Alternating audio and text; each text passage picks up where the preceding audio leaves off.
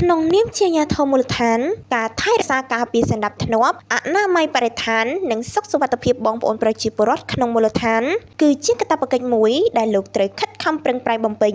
ទាំងថ្ងៃទាំងយប់ធ្វើយ៉ាងណាដើម្បីឲ្យបងប្អូនប្រជាពលរដ្ឋក្នុងមូលដ្ឋានមានភាពកក់ក្ដៅនិងមានទំនុកចិត្តខ្ពស់មកលើអាជ្ញាធរមូលដ្ឋានបងប្អូនប្រជាពលរដ្ឋទស្សនិកជនជាទីមេត្រីបន្ទាប់ពីបានទទួលការណែនាំនៅខ្ពង់ខ្ពស់របស់អាដាមខួងស្រេងអភិបាលរាជធានីភ្នំពេញការចោះរៀបចំសណ្ដាប់ធ្នាប់អនាម័យបរិស្ថានសុវត្ថិភាពចរាចរណ៍តាមដងផ្លូវឲ្យរឹតតែប្រសើរជាងមុននាព្រឹកថ្ងៃពុធទី11ខែកុម្ភៈឆ្នាំ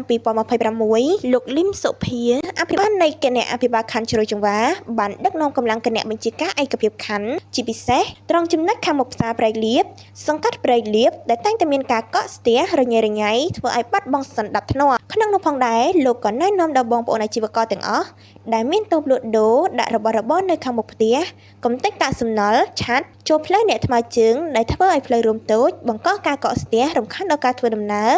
របស់អ្នកថ្មើរជើងសូមគូបញ្ជាក់ផងដែរថាក្រោមការដឹកនាំរបស់លោកលឹមសុភាអភិបាលនៃគណៈអភិបាលខណ្ឌជ្រោយចង្វាយើងសង្កេតឃើញថាសម្រាប់នៃទឹកដីខណ្ឌជ្រោយចង្វាស្ទើរតែ 100% ហើយ